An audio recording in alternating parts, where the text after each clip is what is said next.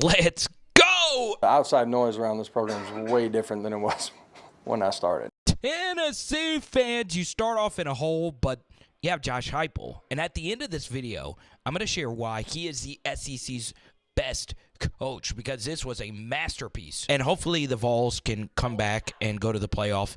The guy who's at fault here is actually the kicker. So going into this game, you had one of the best touchback percentages in the entire SEC. In fact, this was only the sixth time that Tennessee even had to face a kickoff return at all. So what did Vanderbilt decide to do? Well, this is actually a high school kickoff return setup. It is a wall to the left side. And as you can see, this ball starts off on the right, and Tennessee has 5 guys to the right of the hash, and it's going to the left, and you have this wall of blockers, okay? This is no bueno. It also doesn't help that the guys to the furthest to the left took inside angles. Notice he goes to the inside here, he goes to the inside here. That's okay. You could just wall it off.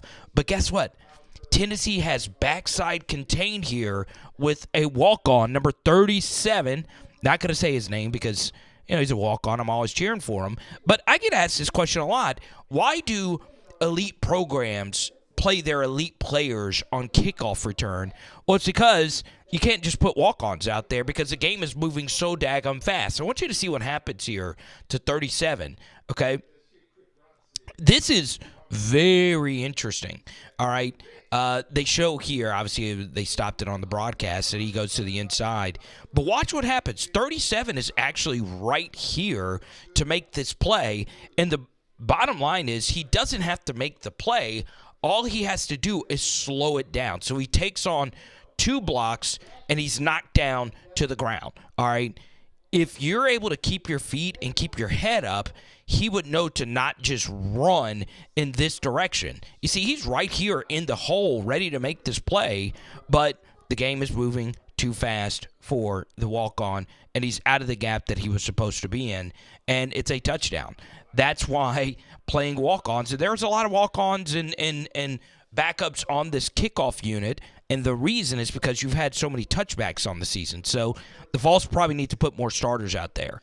Yeah, so this is the weirdest thing in the world. Dylan Sampson, his 4th first-half fumble versus a Division I Power 4 school. Man, honestly, these fumbles are going to cost him New York City. It just is, right? I think he could have been that 3rd Heisman finalist behind the big 2, but those mistakes begin to pile up. So, yeah, Vanderbilt gets a football, and I can't really blame the Tennessee defense. They could have gotten off the field. One thing I will say is James Pierce has really struggled with his run fit and holding on to his assignment. It shows you the heart and competitiveness of Dylan Sampson right here. Guard and tackle pull around here, or guard and tight end, and I want you to see this broken tackle. I mean, this is so freaking elite. I just did not expect this year from Dylan Sampson. Get off me, football. You love to see it. Down 14, playoff lives are on the line. Okay, 3rd and Alcoa. All right, this is ridiculous stuff, not only from Nico, but from Chris Brazel, okay, the transfer from Tulane, all right? Green Wave lose a big game. So, you'll see right here, this tight end runs a little hook, and this is intended to draw a safety to open up space right here for it to open up on the dig. All right, this is a good job by Nico. He starts off looking to the left and then works back to the right. He sees that this overhang defender crashes down on the tight end, and he waits for Brazel to get through this window, and he throws on this 3-man rush right on target to Brazel. Safety just way too far back, and you pick up a critical first down. And then what do? You hit Dylan Sampson. Remember that long run earlier? So you RPO it. Safety comes to the run fit, and there's all this space to throw to. Look at this throw from Nico. Bang. You all know on those deep post, kind of glance post inbreakers, Nico is absolutely money, maybe the best in college football at making that throw. You remember the Oklahoma game, touchdown. I don't understand why even the brightest offensive minds continue to do this. Michigan did this versus Ohio State early. Why do you cram everybody in? Like, I have at least one receiver where they have to respect, and that just one receiver to the outside would widen things. Do you really want your college football playoff lives on the line, handing the football off to a tight end? And you'll see that the most important block on this whole thing is missed. Okay, the center, as you can see, just got low for the sake of getting low, and DT's able to swim, and he's right there in the A gap, there to meet it. It's just not good offense at all. And then, of course, I don't know if Sampson's hurt or not. I mean, that makes the fullback dive even worse, right? It's a better call if Sampson's on the field. Just bad offense. Okay, 3rd and medium, and Tim Banks' defense has just been by far the best SEC red zone defense.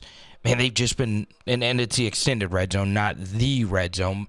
But 3, once again, making a big-time INT. We saw what he did versus Alabama. First off, batting this ball down, sticking with it. That's a single-digit playmaker, baby. Holding on to it all the way. Of course, 35 this year has had some big plays as well. Okay, so after that turnover, guess what happens? You turn it back over. All right, this honestly is a good read by Nico off to play action fake right here. All right, safety crashes in. You want to throw this one-on-one. That's just what you want to do. Okay, so the backside safety is sprinting as hard as he can over to this side because he sees that's where Nico's trying to throw this football. He just doesn't have enough juice on it, right? He really doesn't, and this is as clean of a pocket, and we know he has plenty of arm juice. This is just a duck. I'm sorry. Like, it is well underthrown. Thornton might have been able to make a play on this because he does have a step on him. I honestly think Thornton's a little shocked that Nico couldn't get it there. And this is a bad pick. Now, Thornton, I think, could have done a better job batting this down, but he does also make the very important tackle. So it ends up just being a punt, but it's just bad. Yeah, this is one of the worst roughing the passer penalties I have ever seen. It really, really, really is. If you leave your feet, all right, and a lot of referees do this when receivers on bang-bang pass interference penalties, when you leave your feet, all bets are off, right? Because you see, this is as soft of a tackle you will ever see on anyone. And right here, the only option 19 has is to slam him to the ground, right? Do we really want a world where the defensive end's job right here is to just stand him up after making the throw? He doesn't even know if the ball is released or not. Really bad call, because that's all he can do. He can't just hold him up right there. The only thing he can do is drive him into the ground. You'll see that 19 actually lets go here at the end. This is a really, really, really, really, really bad call. All right, give Tim Banks a lot of credit on this 4th and 2. Vanderbilt hit Alabama for a deep touchdown at a 4th and 1 earlier this year, and this is essentially a one-man route concept. And Tim Banks had his guys ready. They're like, hey, we're not going to sell out to just stop this run. We're going to be ready for anything here. And Eli Stowers is just covered, right? LSU had him in a phone booth all last week, and there is a little tight end leak element of it. And guess what? Pavia gets this if there wasn't pressure off this edge right here. Really, really, really good stuff right here by the single digit. All right. He's able to get around the corner. Actually, it was a guy the running back was blocking. Man, Pavia, if you give ground and throw to this running back, that's a touchdown. Holy crap. All right, it's not a touchdown, but it's a big gainer. You'll see it right here, okay? I mean, if you throw this, it's not a touchdown, but he's gaining a lot, right? He's gaining a lot with that. All right, so we have a couple false start penalties against Tennessee. One was a little iffy, if you ask me. This is a really good call right here from JOSH HEUPEL. It really is. Just get in the field goal range. Make it a one-possession game. You're not picking up all the yards here. Nico's not playing the absolute best anyway. And look, you might actually pick up all the yards on the run. But you set up a manageable field goal. It actually not just a manageable. It's a tough field goal. You make it. All right, this man, dude, I'm telling you, if I had to start a program today in the SEC, this would be my coach. And watch what happens. Take a look at this play sequencing. We talk about sequencing all the time. So if I'm Vanderbilt, I am thinking, hey, Nico's not playing well. They're going to ride Dylan Sampson. So look at all these guys in the box that Tennessee has to block. And guess what? Every single block was executed pretty well, and you get a nice 5-yard gain, okay? So guess what you do on second down? You get in the same exact formation, literally the same exact one. Thornton has been cooking in this game.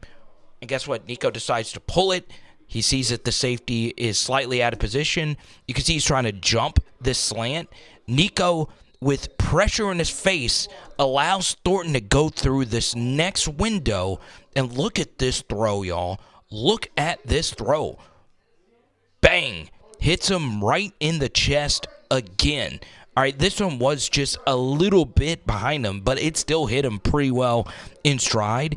And as you know, Thornton has been the dude after the catch this year for Tennessee. Good job by Squirrel White. Actually, this is not good from Squirrel White. Oh, man, if you're in this spot, one's not ever making this tackle. I'm just running and at least slowing him down. I would not allow myself to get called for a blindside block here, but Thornton is still able to score. And, yeah.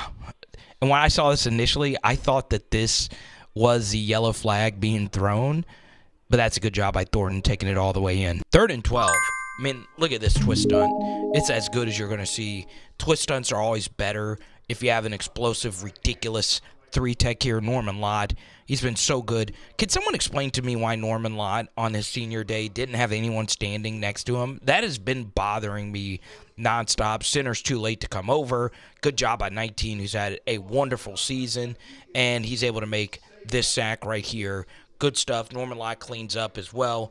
He actually deserves the sack, but, man, what a play. 3rd and 5. Not only is this a big first down to potentially score points, this also prevents Vanderbilt from having a drive. You bring a blitz from way back, and guess what? You want to throw in the direction of the blitz. This out is right where this defender was blitzing from, and he finds Kitzelman for a first down. Really, really, really good stuff right there from Nico. And you get to hear, okay, what a freaking play from Nico to move the chains. You get really good protection. Lane's hurt and everyone putting everyone in phone booths. This does eventually break down, though, and you're still able to pick up the first down as Chris Razzle just continues his fantastic game. So, Tennessee fans, comment below if you want to see me do a second half. I'm rooting for you guys because I want to cover your playoff games because I'm a Josh Heupel fanboy. So, you'll see right here that they actually check into this. Now, I don't know if this was Heupel's play call. Obviously, this is really good stuff. And the hard thing about it is when you're only rushing 3 and dropping as many guys Tennessee had been dropping into coverage, it's hard to get explosive, right? So watch what Tennessee elects to do. Now, this does take a while because I want to show you this entire play developing. So Heupel saw that the best safety is right here, so he's going to force his safety to rotate here to mix and match with this receiver, okay? So watch. Safety gets pulled, and Kitzelman is going to this spot of the field, okay? So guess what? You have a run to the left, play action run to the left. They had been killing Tennessee with runs to the left, and guess what happens? All right, this safety knows he has to come in and help fit this run. So play action fake. He's reading this pulling offensive lineman, and Kitzelman is just running into this linebacker as if he might be run blocking, but instead he's releasing, and you see the safety knows he's burned. Okay, it's just such excellent formational manipulation, using your really good run game, pulling that safety out, and picking on Vanderbilt like he did all half with the play action pass. So, Vols fans, let me know if you guys want me to do a part 2. But the bottom line is, whether you win or lose this game, Josh Heupel is the SEC's best coach. I know Kirby, you got to factor in what he has going on. They very well could win the Natty.